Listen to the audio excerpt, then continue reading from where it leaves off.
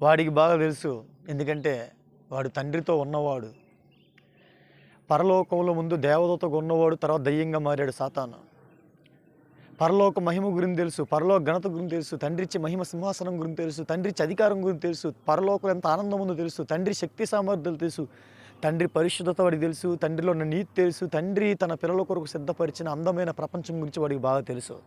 ఎందుకంటే మొదట్లో దేవదూతగా ఉన్నప్పుడు తండ్రి దగ్గర వాడు ఉన్నాడు దేవదూతగా, వాడు నమ్మకమైన దూతగా ఉన్నాడు. ఇప్పుడు వాడు దయ్యంగా మారాడు. ఇప్పుడు వాడి టార్గెట్ ఏంటి? నాకు లేని మహిమ సింహాసనం, నాకు లేని ఆ గొప్ప జీవితం, గొప్ప అధికారం, నాకు లేని ఉన్నతమైన జీవితం మరి తన పిల్లలకి ఎందుకు ఉండాలి అని చెప్పేసి మనకు కూడా లేకుండా ప్రియులారా, మనకు కూడా లేకుండా మనలో పవిత్రతను పోగొడుతూ, మనలో నీతిని పోగొడుతూ, దేవుడు భయాన్ని పోగొడుతూ ఎంతోమందిని వాడు ఏం చేస్తున్నాడు? మింగేస్తున్నాడు. ఆలోచించండి దేవుని పిల్లలు. సాతానగాడిగో ఈరోజు ఎన్నో నేరాలు, ఎన్నో ఘోరాలు కదా. 5వ తరగతి 6వ తరగతి రాంగల్నే చిన్న పిల్లలు చూసారా? గంజాయికి అలవాటుపడిపోతున్నారు, సిగరెట్లకు అలవాటుపడి చిన్న వయసు నుంచి పాపంలో లాగేస్తున్నాడు. అలాగే ఈరోజు ప్రపంచంలో అందరిని యవనస్తులేంటి, వృద్ధులేంటి, ప్రతి ఒక్కరిని కూడా ఏం చేస్తున్నాడు చెప్పండి? వ్యభిచార కోరికలు, అక్రమ సంబంధాలు, దొంగతనాలు, మోసాలు, లంచాలు, ఏదో ఒక పాపంలో లాగేస్తున్నాడు. కొంతకాలమే ఉంటాం, కొంతకాలం ఈ జీవితంలో ఏదో ఒక పాపంలోకి లాగేసి నిత్య జీవాన్ని వీళ్ళకి పోగొట్టాలి, ఆ గొప్ప రాజ్యం వీళ్ళకి లేకుండా చెయ్యాలని వాడి మన మీద టార్గెట్ పెట్టాడు. మరి జాగ్రత్త పడతారా? ఆలోచించండి. ఎంతకాలం ఉంటాం మనం? ఈరోజు ఇక్కడ ఉంటాం, రేపు ఎప్పుడు వెళ్ళిపోతాం మనకు తెలియదు. దుష్టుణ్ణి జయించడానికి ఒకే ఒక్క మార్గం ఉంది. యేసుక్రీస్తు పాదాలు పట్టుకోవాలి, బైబిల్ శ్రద్ధగా చదవాలి, ఏ తప్పు లేకుండా మనం బ్రతకాలి. పిల్లలు ఒక్కసారి ఆలోచించండి. ఏముంది ఈ లోకంలో?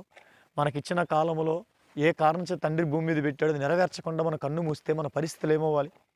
ఆఫ్టర్ కొంతకాలం ఉండిపోయి మనము పవిత్రతను పోగొట్టుకునేంత తొందర నీకెందుకు చెప్పు? ఏముంది ఈ లోకంలో? ఏం సాధిస్తాను చెప్పు? సాతానగాడు ఇదిగో పరలోకం మనకు లేకుండా చేయటానికి ఆడు గురి పెట్టాడు. వాడికి సమయం తక్కువ ఉంది. నువ్వు ఎప్పుడైతే దేవుడిని మర్చిపోతావో, బైబిల్ చదవటం విషయంలో నిర్లక్ష్యం చేస్తావో, ప్రార్థనలో నిర్లక్ష్యం చేస్తావో, ఎప్పుడైతే లోకం వైపు నీ మనసు ఉండిద్దో అప్పుడు వాడికి దొరికిపోతావు. ఇప్పటికే ఎంతోమంది బలైపోతున్నారు. కోట్ల మందిని వాడు మింగేస్తున్నాడు. మనిషిలో నీతి లేకుండా, యథార్థత లేకుండా, మనిషిలో దేవుడి భయం లేకుండా, మనిషి దేవుడికి లోబడే విధానం లేకుండా, కొంతకాల జీవితంలో ఏదో సొంతమైపోయేలా ఆకర్షణ చూపిస్తూ, సొంతం కాని దాన్ని గొప్పగా చూపిస్తున్నాడు, సొంతమైన దాన్ని మర్చిపోయేలా చేస్తున్నాడు.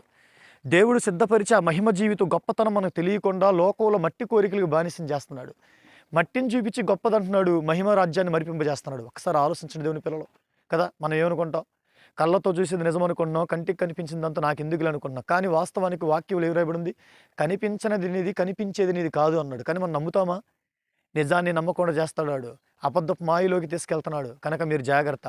కొంతకాలం ఉండెళ్ళిపోయే మనము మన హృదయం ఎప్పుడు తప్పిపోకుండా వాక్యంలో స్థిరంగా ఉండాలి. ప్రభు రాజ్యాన్ని ఎతికే దాంట్లో స్థిరపడాలి. వాక్యములో చాలా శ్రద్ధ కలిగి ఉండాలి. ఈ కొంతకాలం నీతిగా, న్యాయంగా, యథార్థంగా బ్రతికిన వారి మీద ఆ తర్వాత వచ్చే ఆనందాలు ఒక్కసారి ఆలోచించు. దేవుడు ఎప్పుడు అన్యాయం చేయడు.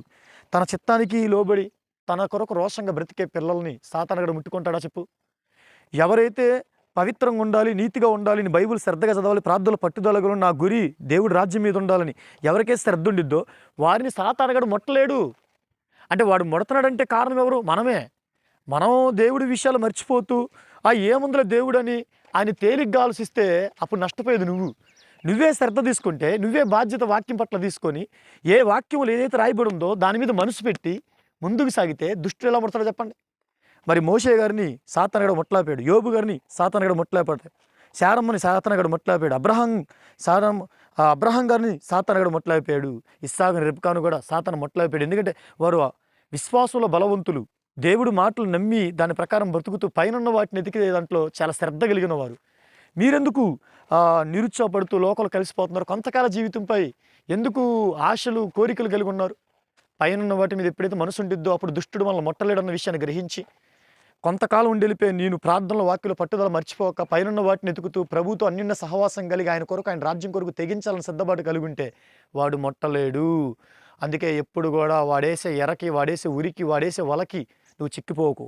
వాడి మాయలో పడిపోకుండా ఎప్పుడు ప్రభు మీద మనసు పెట్టు. ఆయన జ్ఞానం ఇస్తాడు, వాడి కుయుక్తులు తెలుపుతాడు, వాడి మాయలో పడిపోకుండా నేను రక్షిస్తాడు.